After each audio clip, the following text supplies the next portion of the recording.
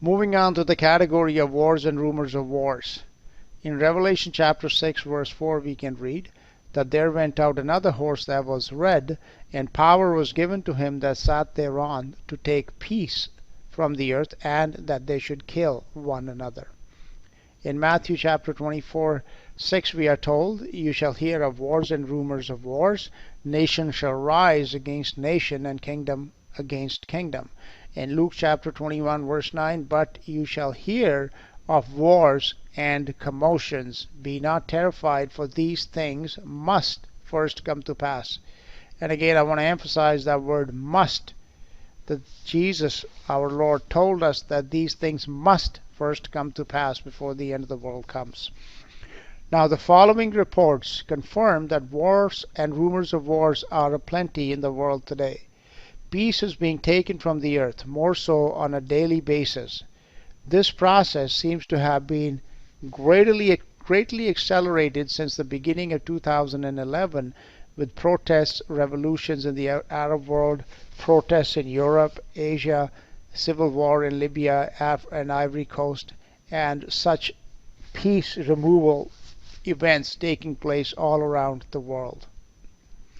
I just want to take a pause and say that people who this YouTube update is only 15 minutes in length, but the full length version can be accessed from my website and is posted on my Vimeo channel. So I would suggest whoever's watching this on YouTube, please head over there and you can watch the full report over there. Okay, wars and rumors of wars. Here, Libya is likely to become another Iraq. So Western powers to take military measures against Libya after passage of UN no-fly zone plus resolution.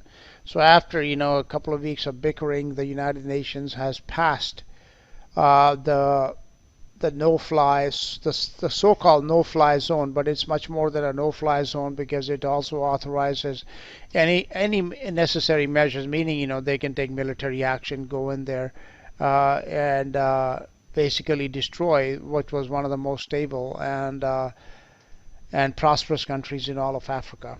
So anyway, this is this news report that came out last night. India, along with 4 other members of the UN Security Council, abstained from voting on a resolution that approves a no-fly zone over Libya and authorizes all necessary measures for protecting civilians there from Colonel Muammar Gaddafi's forces. Although the Western media is promoting this as something which was agreed upon by all of the UN members, that is not the case. So 10 of the 15 member body voted in favor of the resolutions, but 5 nations, China, Russia, and non-permanent members, India, Germany, and Brazil, abstained from voting. Okay, so 5 of the major countries in the world did not agree with this resolution, but nonetheless it's gone ahead, and military invasion of Libya will possibly be undertaken in the very near future. So while it is a laudable goal to protect civilians, the fact of the matter is that each one of the Arab totalitarian regimes has been armed by Western powers, primarily the US and Britain. No fuss is being made while people are being slaughtered in Bahrain and Saudi Arabia. There is no shortage of strongman dictators in the world, so why pick on Libya? Could it be that Libya has billions of dollars in Western banks which have already been confiscated? A much greater horror is being perpetrated on the same continent of Africa, in the country of Ivory Coast, which is on the west coast of Africa, as the following news reports prove. So then why is the UN not passing a resolution to use all necessary measures there to protect the civilians?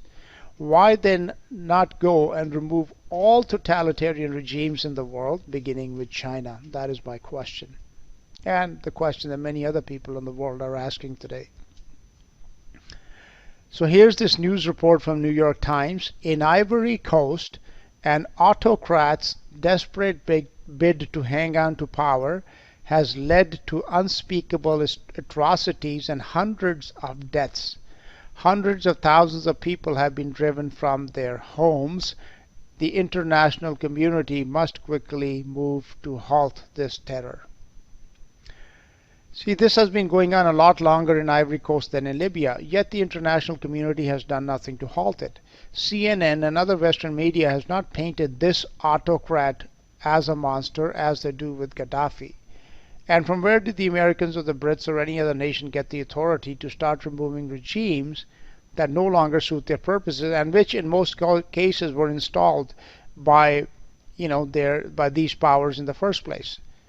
This is another dangerous precedent being set where power is being concentrated in unelected bodies like the UN and people's right of self-determination is being destroyed.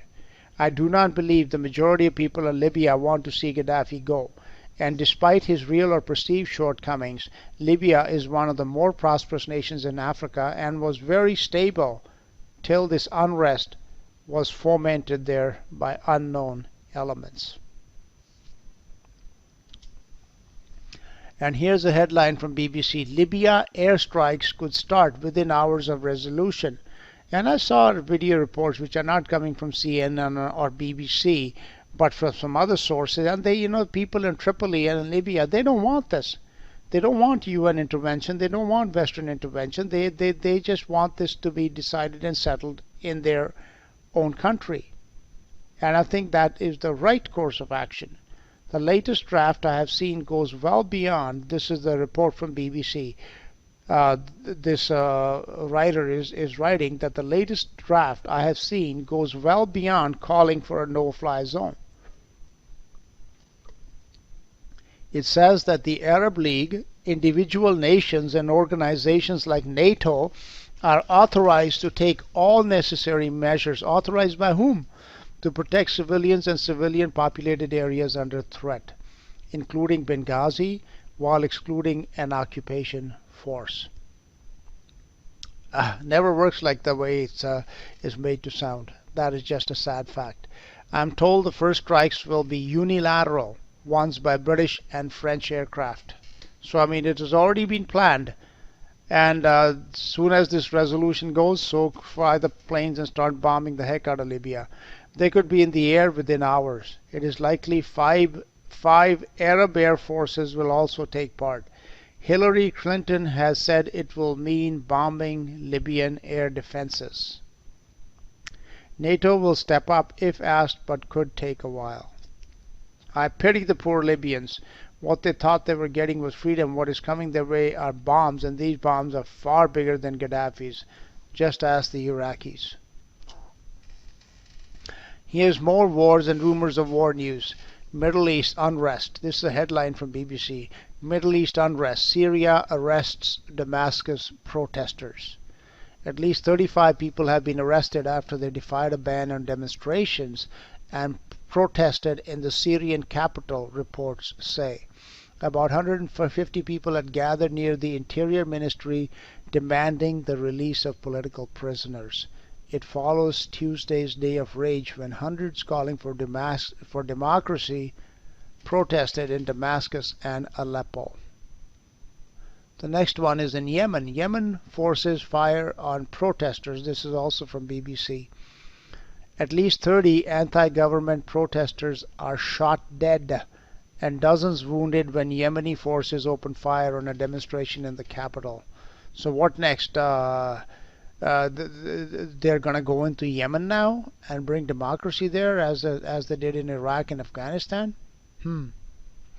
Bahrain unrest. UN rights chief criticizes crackdown. This is also from BBC. The UN human rights chief has condemned the shocking use of force by security forces against protesters in Bahrain. She urged the authorities to rein in their forces, citing reports of people being beaten or detained or killed. As if that doesn't happen anywhere else in the world, right? Okay, next one. Saudi king to address nation among regional unrest. Also from BBC. Saudi Arabia's King Abdullah will address the nation on Friday amid reports of a possible government reshuffle. Diplomats said that among measures to be announced are ministerial changes and an anti-corruption drive, according to the Associated Press. The country has not seen the kind of unrest experienced by some of its neighbors in recent months. but there were more small protests on Thursday in the eastern city of Qatif. Hundreds of people reportedly gathered to demand the withdrawal of Saudi forces from neighboring Bahrain, where they have been used in the suppression of pro-democracy demonstrations. So, in Libya tries to suppress these so-called pro-democracy demonstrations, and the whole world rises up and starts bombing it. But here in Saudi Arabia, goes into Bahrain and does the same thing. Where are the Western people to bring Saudi Arabia into line? So why does the UN not pass a resolution to take all necessary measures against Saudi Arabia that is resisting pro-democracy forces in Bahrain, or against the rulers in Bahrain that are suppressing their opposition? Why the double standard? If it's not acceptable in Libya, why is it acceptable in Saudi Arabia or in Bahrain or in Kuwait or even in Iraq, where people are not allowed to express their opposition? This is from Pakistan now. Pakistan Army Chief condemns U.S. drone attack. I'm not sure if people are aware or not, but Pakistan has been under attack by these drones, which are unmanned aircraft. They just go and, fire missiles indiscriminately, because thousands of civilians have been killed by these attacks, many women and children. And this goes on in Pakistan almost every day of the week. So Pakistan's army chief strongly condemned a U.S. drone attack that killed more than 36 people Thursday, saying the missiles struck a peaceful meeting of tribal leaders near the Afghan border. And here's another headline from BBC. Pakistan calls for revenge after U.S. drones kill 40. How do you like that? You're just getting down, sitting down, having a little meeting outdoors, and next thing you know, a missile comes and blows you away. Tribal leaders in the Pakistani region of North Waziristan have vowed revenge against the U.S. after drones killed more than 40 people near the Afghan border. We are a people who wait 100 years to exact revenge. We never forgive our enemy, the elders said in a statement. Thursday's attack has caused fury. Most of the dead were tribal elders and police attending an open-air meeting. See, this problem in Pakistan is far bigger than any in the Middle East at present. Eventually, Pakistan's problems will lead to war with India, both of which are nuclear powers. This is going to be, I believe, a major part of the fulfillment of wars and rumors of wars, and nation against nation and kingdom against kingdom is going to be this part of the world, with Pakistan, India, and China, Iran, Afghanistan, all these very volatile countries with extremely heavily armed, and Pakistan, India, and China being nuclear powers, and all three of them bordering each other. It's very tragic what's happening there.